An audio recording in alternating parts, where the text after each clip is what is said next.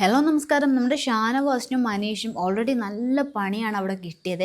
ശരിക്കും ഒരു റെസ്റ്റ് ഇല്ലാത്ത പണി. റൂം സർവീസ്, മൊത്തം ക്ലീനിങ്, അതായത് ഗസ്റ്റ് വരുമ്പോഴൊക്കെ അവിടെ വിതറുന്ന പൂക്കളടക്കം ക്ലീൻ ചെയ്യണം, ബെഡ്റൂം ക്ലീൻ ചെയ്യണം, അങ്ങനെ എല്ലാം വെക്കുന്നതും എല്ലാ കാര്യങ്ങളും വൃത്തിയായി ചെയ്യുന്നതും ഇവർ രണ്ടുപേരുമാണ്.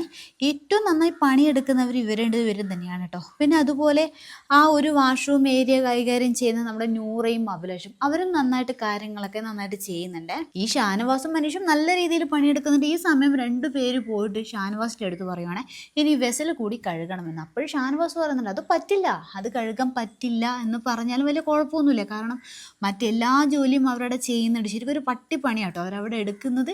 ഇവരുടെ ടാസ്കിൻ്റെ സമയത്ത് കിച്ചൺ ടീം എല്ലാം അവിടെ വരുന്നത്, അവിടെ നമ്മുടെ ഷെഫും മറ്റ് അസിസ്റ്റൻസൊക്കെയാണ് വരുന്നത്. അതുകൊണ്ട് തന്നെ വെസലിൽ ആ ഒരു കാര്യങ്ങളൊക്കെ ചെയ്യാൻ വേണ്ടിയിട്ട് മറ്റുള്ളവർക്കൊക്കെ കൂടി ചെയ്യാം. അല്ലാതെ ഇവിടെ പട്ടിപ്പണി എടുക്കുന്ന നമ്മുടെ ഷാനവാസിനും മനീഷും തന്നെ അവിടെ പോയി കഴുകണമെന്ന് പറയുന്നത് അത് ശരിയല്ല.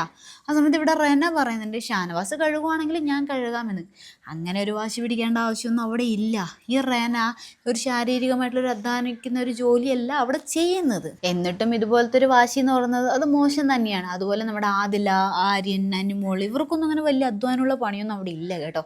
ഇവിടെ പണിയെടുക്കുന്നത് നമ്മുടെ അനീഷ്, ഷാനവാസ്, നൂറ, അഭിലാഷ്, ഇവരൊക്കെ അന്ന് ക്ലീനിങ്ങിലാണ് പണി. അതുപോലെ തന്നെ കിച്ചൺ ഡ്യൂട്ടി ചെയ്യുന്നവർ, അവർ നന്നായിട്ട് പണിയെടുക്കുന്നുണ്ട്. കാരണം അവർ പണിയെടുക്കാണ്ട് ഇവർ ഫുഡ് കിട്ടത്തില്ലല്ലോ. അതുപോലെ ഇവിടുത്തെ കാര്യങ്ങളൊക്കെ വേണ്ടുന്ന പോലെ കൈകാര്യം ചെയ്യേണ്ടത് നമ്മുടെ ക്യാപ്റ്റൻ ആണ്. ഈ കാര്യങ്ങളൊക്കെ പറഞ്ഞു കൊടുക്കേണ്ടത്.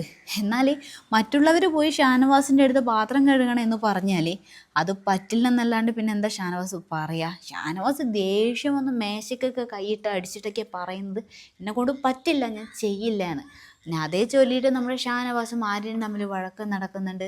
എനിക്ക് ചെയ്യാൻ പറ്റില്ല എന്ന് പറഞ്ഞിട്ട് നമ്മൾ ഷാനവാസ് ആ ഒരു സ്റ്റാൻഡിൽ തന്നെ അങ്ങനെ ഉറച്ചു നിൽക്കുന്നതൊക്കെ ആയിരുന്നു ഇന്നലെ കണ്ടത്.